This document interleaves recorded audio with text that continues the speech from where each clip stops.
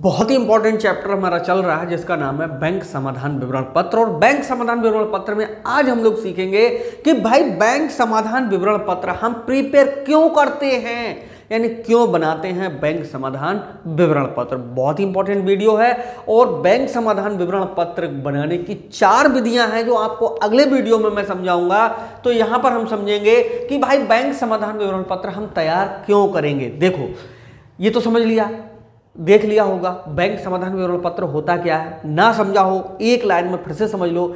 व्यापारी और बैंक के अनुसार, व्यापारी रखता है अपनी रोकड़ पुस्तक यानी कैश बुक और बैंक रखती है अपनी पासबुक। जब कैश बुक और पासबुक दोनों में डिफरेंस आ जाता है, उस डिफरेंस को दूर करने के लिए जो स्टेटमेंट बनाया जाता है उसी को हम कहते हैं बैंक रिकंसिलिएशन स्टेटमेंट। ठीक है, इसको हिंदी में कहते हैं बैंक समाधान विवरण पत्र। अच्छा, ये इसलिए और तैयार करते हैं, मान लीजिएगा कि मैं व्यापारी हूं, आप सारे लोग कस्टमर्स हैं। अब पता चला कि आपने जो पेमेंट करना था वो मेरे खाते में डायरेक्ट जमा कर दिया।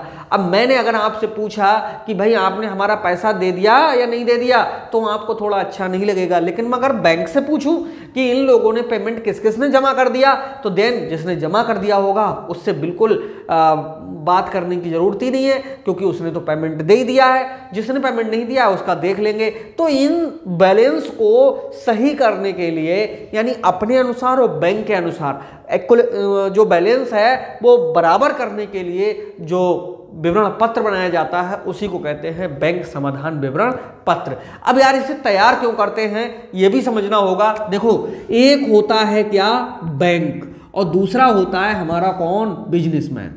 ओके,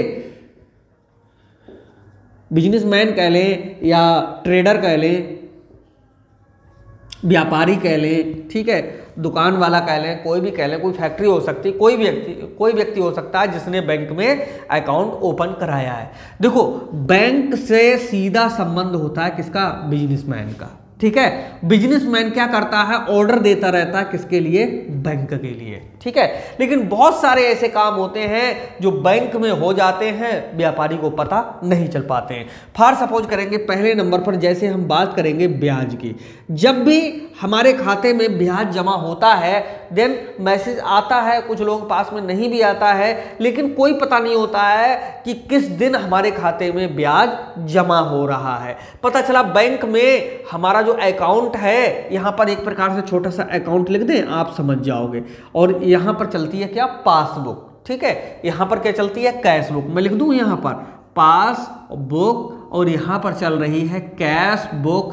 जिस तरह से न्यूमेरिकल मैं समझाऊंगा वैसे अगर आप समझे तो आपको बिल्कुल दिक्कत ही नहीं होगी कैश बुक और पासबुक की। एंट्री देखोगे फट से समझ जाओगे, प्लस में जाएगी माइनस में जाएगी, गारंटेड। पहले आप यहां देख लीजिएगा।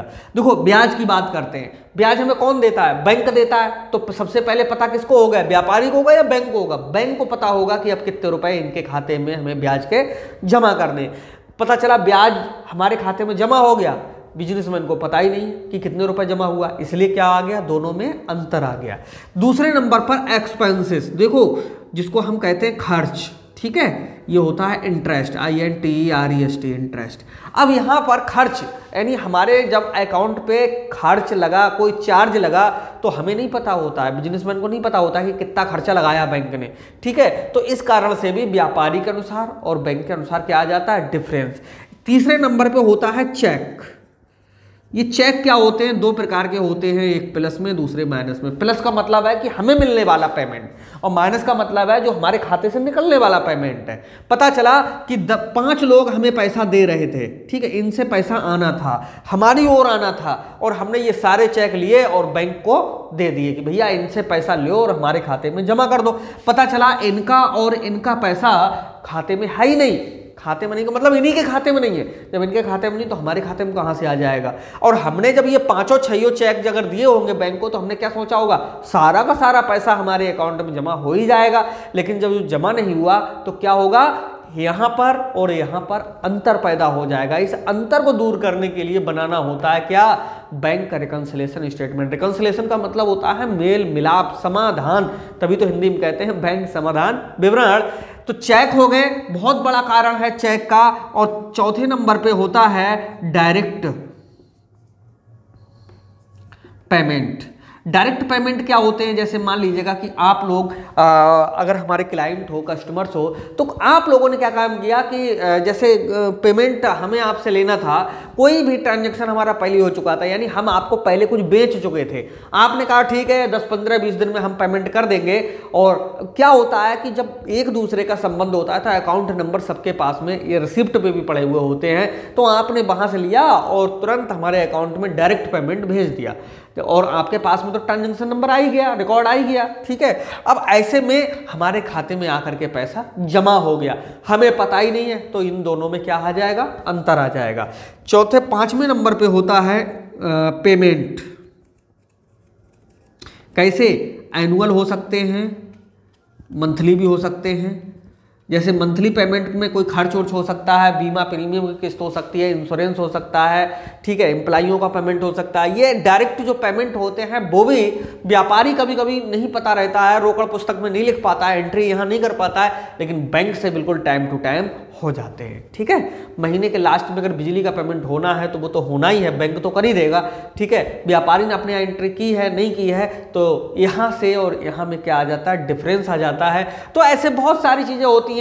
मान लीजिएगा कि हमने किसी व्यक्ति के लिए चेक दिया और हमने कहा लो हमारे खाते से पैसे निकाल लेना, पता चला कि वो व्यक्ति हमारे खाते से पैसे निकाल ही नहीं गया। उसने तो कहा भाई चेक है इनका 3 माह तक चलेगा, 3 मंथ तक ये खराब नहीं होगा, अरे हम तो आराम से पेमेंट ले लेंगे, ठीक है। लेकिन हमने जिस दिन चेक दिया हमें तो उसी दिन अपना पैसा घटा लेंगे, पता नहीं भाई कौन से दिन निकाल रहा है। तो ऐसी कंडीशन में अभी तक वो बैंक ही नहीं गया है और बीच में हम बनाने लगे बैंक रिकॉन्सिलिएशन स्टेटमेंट, तो हमारे अनुसार और बैंक के अनुसार क्या हो जाएगा, अंतर हो जाएगा। इन सब बातों को दूर करने के लिए जो बैंक की किताब में यानी पासबुक में रुपए हैं वही हमारे कैशबुक में हो जाएं, इसी को बराबर करने के लिए जो विवरण पत्र बनाया जाता है, इसी को दोस्तों कहते हैं बैंक समाधान विवरण पत्र, जो बैंक रिकॉन्सिलिएशन स्टेटमेंट कहलाता है इंग्लिश में, ठीक है। तो ये क्यों बनाया जाता है, तो भैया मेनली मैं बता दूं क्यों तैयार करते हैं, बैंक के अनुसार और व्यापारी के अनुसार जो लेन देन है, हिसाब किताब है, वो बिल्कुल बराबर हो जाए, किससे कितना लेना है, किसको कितना देना है, ये सब चीजें कैशबुक में भी एंट्री हो जाए, समझ लो उसी विवरण पत्र के लिए कहते हैं बैंक समाधान विवरण पत्र। और बैंक समाधान विवरण पत्र तैयार करने की 4 विधियां हैं जो कि हम वीडियो नंबर 3 में देखेंगे, और चौथी से आपके तुरंत न्यूमेरिकल स्टार्ट हो जाएंगे और इतने इजी लगेंगे न्यूमेरिकल्स आपने सोचा भी नहीं होगा। तो मिलते हैं नेक्स्ट वीडियो में, तब तक के लिए बाय बाय। और चैनल को अगर सब्सक्राइब ना किया हो जरूर कर लीजिए, क्योंकि पूरा कोर्स आपको यही मिलेगा। ओके।